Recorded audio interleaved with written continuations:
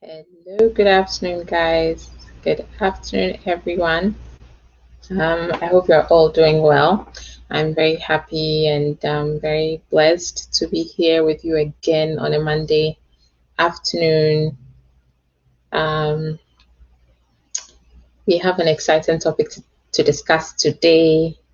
Welcome, guys. If you join in later or you watch later, you're very welcome to this live video. I really appreciate you guys liking, commenting, and sharing. That's how people see my videos, and so I'm really grateful to you all who do that for us. Thank you so much, guys. And if you're watching on YouTube, this is a new channel. My name is Akua. I'm a U.S. immigration attorney based in Northern Virginia, but I represent clients throughout the United States in 19,495 cities around the US and in all 50 states throughout the US. Welcome, guys. Welcome, guys. Today we have an exciting to talk about. We're spilling some tea as usual. I have my hot creamy tea ready right here. Creamy legal tea, guys. So we're going to be talking about the RFE and NOIDS today. Okay, and RFE stands for Request for Evidence. NOIDS stands for Notice of Intent to Deny. So that's what we're going to be discussing today. Hello, Lamide Adibayo. Thank you so much for joining. A real pleasure to have you on here. Please stick with us and let's discuss. Okay, so let me share my screen again so you know I'm getting it directly from the source of the law. I have here a policy memo that was actually issued in 2018. That was during the reign of ex-President Trump. And this is still in effect because I haven't seen any policy or any other thing resigning this one. So this is currently what is being used. This is the policy memo that has been issued to the adjudicators of the USCIS who review your applications, and this is the guide that they use. It was issued it came out in July 2018, and we're going to be talking about it. Very strict. So guys, stick with me. We'll do a part one because this is quite technical, so we'll talk about it, and then hopefully if we don't finish, we'll continue tomorrow. Okay. So the adjudicators field manual, which is the book or the book that contains all the policies that the adjudicators or the reviewers of your petitions use.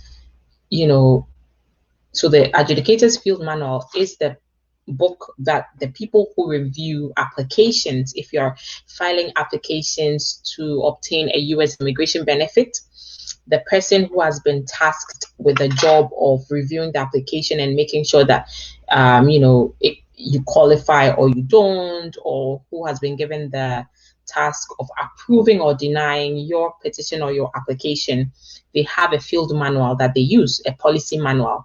And when they have doubts, and this is the policy manual that spells out and defines and dictates what they should do, what they shouldn't do, so it helps them to do their work, simply put. Okay, so this was a revision to the adjudicators field manual. This was issued in July 2018, and the purpose of the policy manual was to provide guidance, as I stated, to the USCIS, the people who are reviewing your applications and denying or approving. And this actually concerned whether, like, how they would grant or deny your request for a U.S. immigration benefit. Okay, so in 2013, what the law that was in place was that the adjudicators or the reviewers had discretion to deny an application, a petition, or request without first issuing an RFE or a notice of intent to deny if the initial evidence was not submitted, or if the evidence or the record did not establish eligibility. So what this simply means is that if you filed any type of application, between 2013 and 2018, the adjudicator had discretion. So even if you didn't submit initial evidence, so if, for example, you are the mother of a U.S. citizen and the U.S. citizen is above 21 years old, let's say if the U.S. citizen is called Beyonce, and Beyonce is 24 years old, she's a U.S. citizen, and her mother, Beyonce's mother, is an alien or a foreigner, and Beyonce wants to file for her mother. If Beyonce does not include in her I-130 petition or petition for alien relative a birth certificate, for example, that was issued contemporaneously with the birth of Beyonce, and that shows that Beyonce is listed as the child of Beyonce's mother, and Beyonce's mother is listed as the mother of Beyonce on the birth certificate. If Beyonce does not include this evidence, for example, this required evidence that will establish, the qualifying relation between Beyonce and her mother, then, they had discretion to deny it. So that was what was in place. That was a law that was in place before this new policy came out. They had discretion to either deny or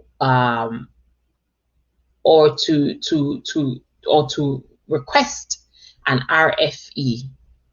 Okay, if you didn't include the initial evidence. So this is what it says. Adjudicators, so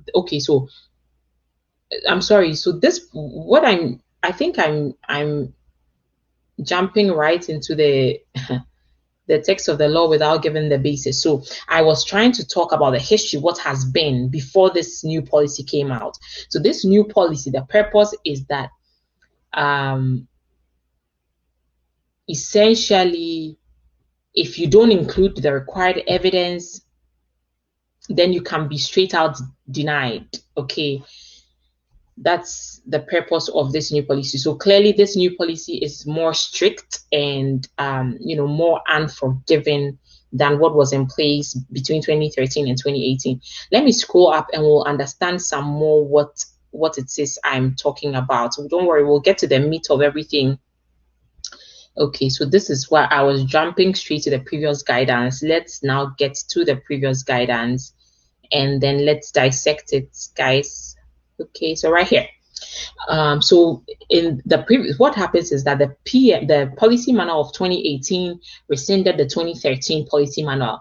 And the previous guidance, what happened, as I was stating, was that request for evidence and NOIDS regarding an adjudicator's discretion to deny an application, petition, or request without issuing an RFE. That policy manual. So this current policy manual actually cancelled out the old policy manual that granted adjudicators discretion to deny an application without issuing an RFE. Okay, so this policy manual cancelled out the old policy manual. The old policy manual was more flexible because with that one, adjudicators were granted discretion to, you could issue an RFE to find out what was going on or whatever. This current policy manual is more strict, as I've said. So let's go to the scope of it. This memo, of course, is a guide to the USCIS. That's the agency that will be responsible for determining whether they would approve or deny a U.S. immigration benefit when you apply for it. Okay, and this was the effective date of the policy manual. Let me just scroll back down again. It's sometimes a little difficult to try to put in plain words, like try to explain, but okay, let's go to the background. That will still give us some more information and then make it easier to understand. So the 2013 policy manual, we're going to go into that one and then we move on from there. So it addressed policies for the issuance of RFE and NOIDS. As we stated, RFE is request for more evidence. So if you apply for something and they feel like they need to clarify what you are saying or they need more evidence, they'll ask you, bring us more evidence. If there was a NOID, that means that they were issuing you a notice of intent to deny. They intended to deny your application, and so they would issue you first a chance to rebut the basis for their denial, or they're telling you that, look, hey, we're going to deny this application. Do you have anything to say? Do you have any explanation? Do you have anything you want to submit to change our minds? Try to change our minds.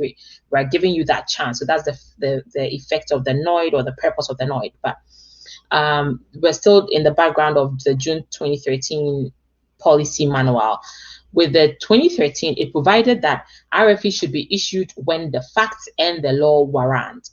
It also stated that an adjudicator should issue an RFE unless there was no possibility that the deficiency could be cured by submission of additional evidence. Okay.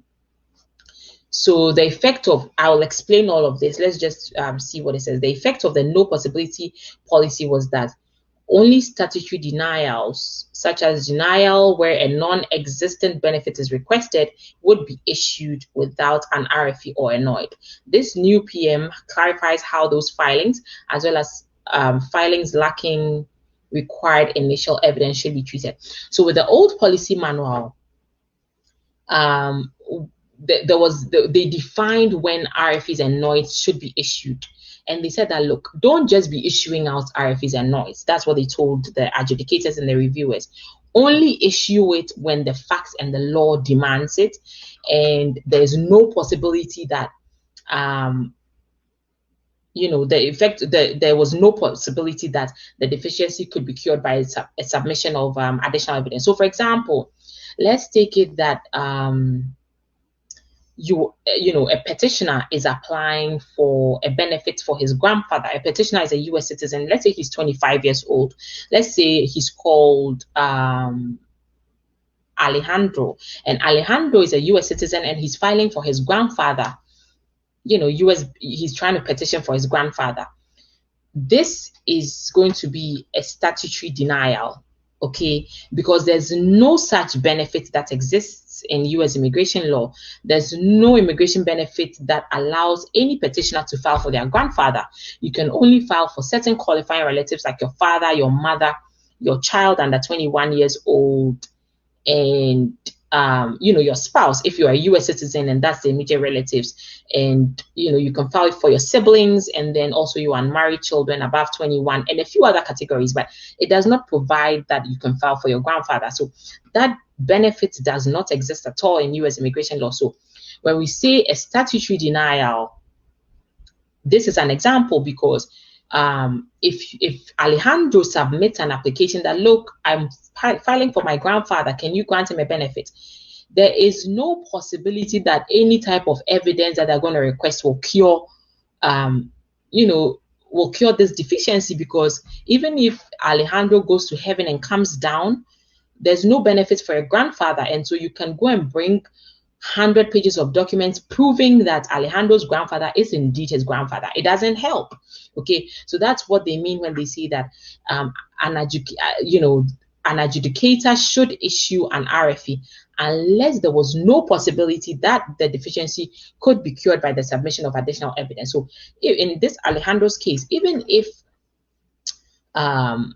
they issued him an RFE, the RFE wouldn't help, establishing that, oh, his grandfather is indeed his grandfather. An RFE wouldn't help. So in that case, just issue a statutory denial, because there's no benefit. So with the 2013, the adjudicators were given this leeway to issue out RFEs only where the situation warranted. And so, for example, there's a benefit that let's say Alejandro has a wife, and his wife is in Mexico, and he's trying to file for his wife. When Alejandro filed the I-130 or petition for alien relative, he forgot to include the marriage certificate between, let's say his wife is called Cassandra, between himself, Alejandro, and Cassandra. An RFE can be issued because there is a possibility that the deficiency of Alejandro of not failing to provide the marriage certificate establishing the relationship between Alejandro and Maria and Cassandra can be cured by Alejandro coming out to say, here it is, I submit it. This is my marriage certificate between myself and Cassandra. That cures the deficiency or the insufficient filing or the lack of, filing or of the initial evidence. So do you see how what the difference is? A statutory denial, no such benefit may exist, or the type of immigration benefit you are seeking has been terminated. So it's a straight flat out denial. But where there's an immigration benefits that could exist and you just simply fail to file something, they'll issue an RFE to tell you that, hey, bring it, and then we'll take a look and see whether you qualify. Welcome, guys. I hope you guys are enjoying this legal tea. It's an exciting discussion, so just stick with me. Spilling and serving all this hot tea. So guys, the 2013 policy manual was explaining that an RFE is not to be issued when the evidence already submitted establishes eligibility or ineligibility with in all respects for the particular benefit. Okay. Don't issue it when, so the 2013 PM explained that an RFE is not to, don't issue an RFE when the evidence that the person has already submitted establishes eligibility or ineligibility. However, where the record does not establish eligibility or ineligibility, 2013 policy manual limited adjudicators' discretion to adjudicate cases based on the record. Okay, and yet the statute 8 CFR 103 provides that an adjudicator, under the circumstances described, you may either just simply deny the application, petition, or request, or issue an RFE when the record does not establish eligibility. So when the person, when somebody filed a petition and they did not establish their eligibility, the adjudicator had the discretion to either deny the petition or they could issue an RFE or a NOID. Okay, guys, let's just screen up. I will explain some. I'm going to give you guys some more practical examples, so don't worry. Just stick with me. These things can be a little complicated, but that's why we are here. We're breaking it all down and breaking the law. Okay. All right, so it says that yet, okay, we're done with that. The 2013 policy manual's no possibility policy limited the application of an adjudicator's discretion. The burden of proof, however, is on the applicant, petitioner, or requester to establish eligibility. Okay, and then it continues to say that the policy implemented in this policy manual rescinds or cancels out the 2013 policy manual's no possibility policy and restores to the adjudicator full discretion to deny applications, petitions, and requests without first issuing an RFE or a NOID when appropriate. Okay, so this simply means that in the in the 2013 policy manual, they gave the adjudicator some discretionary room. There was discretion. They could decide, oh, well, I'll deny, or well, I'll issue out an RFE. But with this one, they can just simply, adjudicators or reviewers can just simply deny, flat out deny you if you did not have, you did not have, how would I put it? If you did not have the burden of, okay, so if you did not establish eligibility, they could flat out deny you. They didn't have to now issue you, be nice and say, look, we are thinking of issue a notice of intent to deny. We're thinking of denying you. What do you say? What can you say to that? They don't have time for that. They'll just issue you a flat out denial in the current policy manual. Okay, and this policy, the purpose of it is that it's intended to discourage frivolous or substantially incomplete filings, such as the placeholder filings. So the placeholder filing is a technique where people use to actually keep their place in the visa line. There's 226,000 visas that are issued a year. for the family immigration, and every country has about 7%. And so people would, so for example, for the preference categories where there's a ranking, like, okay, if you're in the F4, you are the sibling of a US citizen, there's a number of visas that are issued. And so somebody would file an incomplete, for example, an incomplete filing just to hold their place in the visa line, and they would not issue the required documents. They just wanted to keep their place, and so they'll do the bare bone filing and then try to keep their place.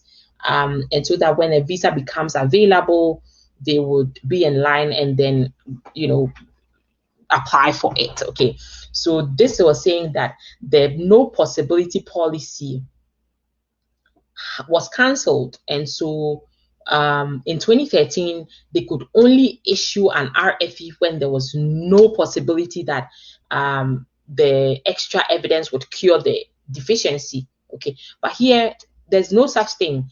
The adjudicators or the reviewers could straight out just issue you with an RFE and a notice of intent to deny. So essentially, the policy is intended to discourage, as I said, frivolous filings, incomplete filings, and encourage applicants and requesters to be diligent in collecting and submitting required evidence. It's not intended to penalize filers for innocent mistakes or misunderstanding of evidentiary requirements. So essentially, now they ain't got time for any type of games. It's just straight to the point. If you don't add an initial required evidence, you were going to be denied, and that was it. So you need to be diligent when you are collecting and submitting your evidence, because there's just so much backlog, there's just so much burden on these people, and that's why the attorneys are there to help you, to make sure that you're filing. I'm sorry, I dropped my pen and I'm trying to pick it up. The attorney is there to make sure that you're submitting all the evidence that you need to submit. Otherwise, you're going to be denied. Okay, guys. So this is part one. We've just taken a look at what the rule was 2013 to 2018. This new policy was, came out in 2018 July, and that was the old policy. So tomorrow we're going to continue with what the current policy is and what the current scoop and the current tea is on RFEs and NOIDS, request for evidence and notice of intent to deny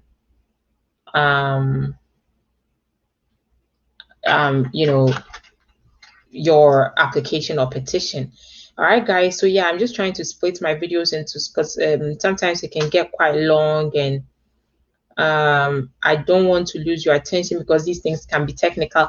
As I keep saying, it's not your job to understand all this. It's my job to understand it and break it down and just understand it inside out and everything else. And I do. So if you have any type of U.S. immigration law problem, don't forget to call me. That's my number right there below the screen, 802-7800-564, and we'll be happy to speak with you to book a consultation, so that I can understand what's going on and help you moving forward. All right, guys. So call me. I serve clients all over the US. It doesn't matter the type of problem you have. US immigration law problem, I can handle it for you. I can help you. So that's it. Let's read some more comments. Oh my goodness. Wow. We have Annie Opokia. Thank you so much for joining. Annie is waving. Hello, Annie. Oh, and I have Electra Yao. Hello, Council. Thank you so much. I'm so excited that you joined. Thank you so much for joining. It's a pleasure having you on here. All right, guys. So tomorrow I'll be back on again with part 2 of the RFE and NOIDS, and then we'll break down the law some more and then dissect it. Have a wonderful rest of the day. Be safe. Take care. It's quite cold today, so stay warm. If you're around the the DMV area here. Everybody else, enjoy some social distance, spread love, and be good. Take care and have a wonderful rest of the day. Bye-bye.